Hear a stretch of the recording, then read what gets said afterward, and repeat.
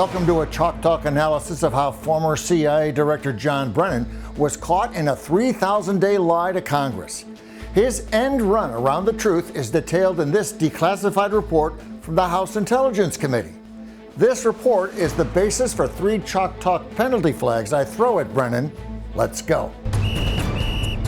Penalty 1, the 3,000-day lie. Brennan's 3,000-day lie concerns an intel report to President Obama. It's known as the Intelligence Community Assessment.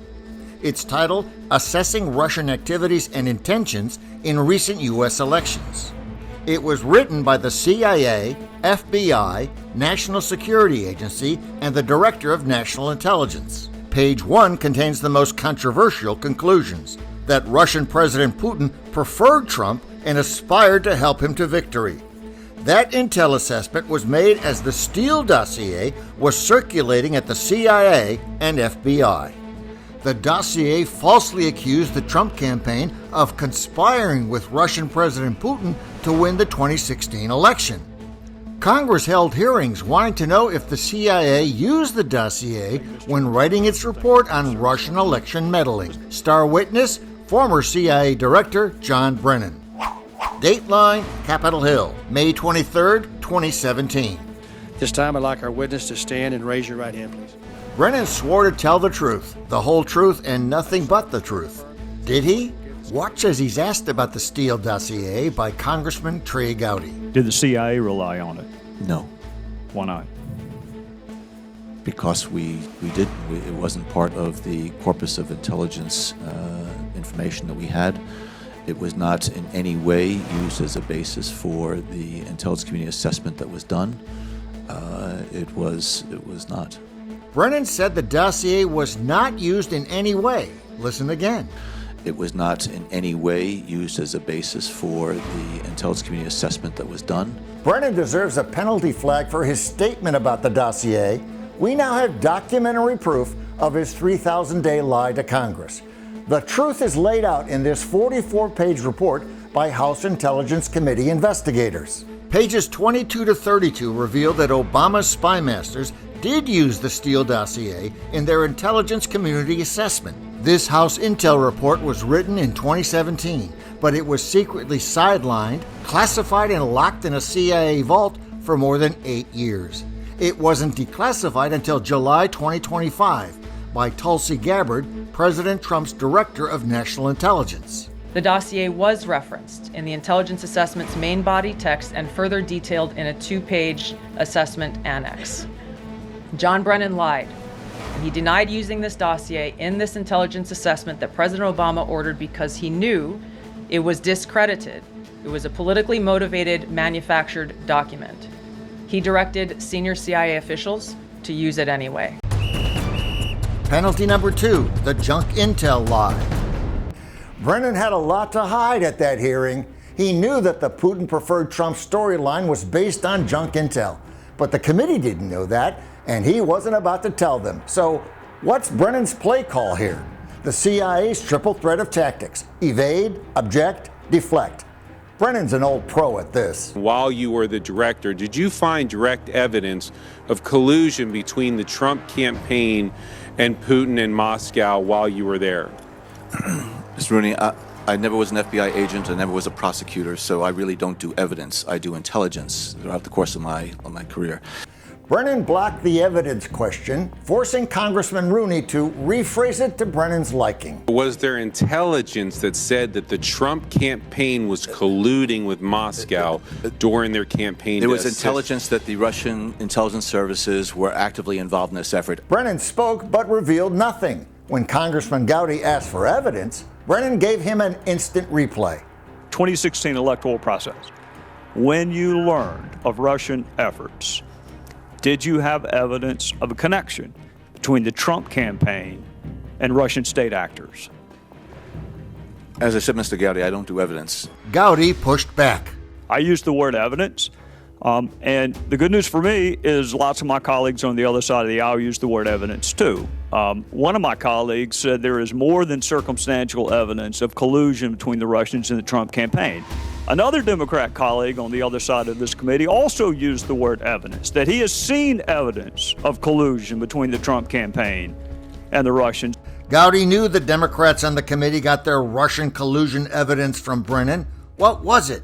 You and I both know what the word evidence means. And we're not getting into whether or not you corroborated, contradicted, examined, cross-examined.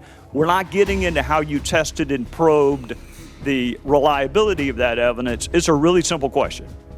Did evidence exist of collusion, coordination, conspiracy between the Trump campaign and Russian state actors at the time you learned of 2016 efforts?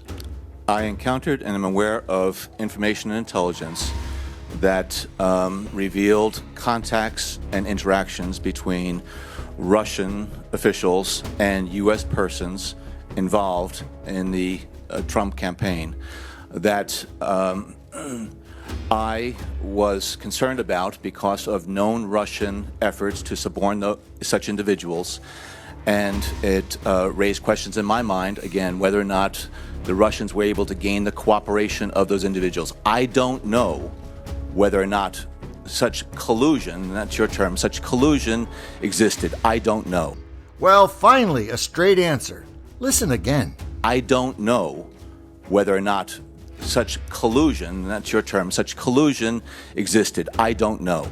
2 penalty flags here. One on Brennan for fueling the collusion hoax, the other on the legacy media for amplifying it. Most of the media eagerly ate up the hoax fed to them by the CIA and FBI. After all the collusion headlines, after thousands of hours of TV talking heads wish casting that we've got Trump now, after all that, Brennan admits, I don't know whether collusion existed. I don't know. The question is, what did he know? I know that there was a sufficient basis of information and intelligence that required further investigation by the Bureau to determine whether or not U.S. persons were actively conspiring, colluding with Russian officials. Again, Brennan didn't reveal what he claims to know or how he knows it. But when he wants to block a line of questioning, he simply says, that's classified.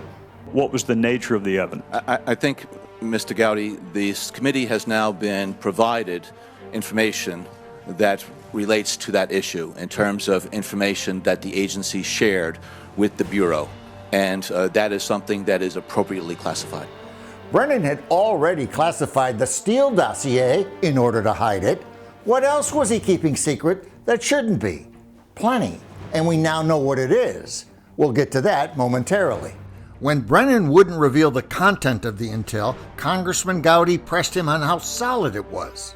We can use the word evidence. We both know what the other one's talking about. How did you test, probe, examine, cross-examine, otherwise test the reliability or believability, credibility of that evidence you uncovered?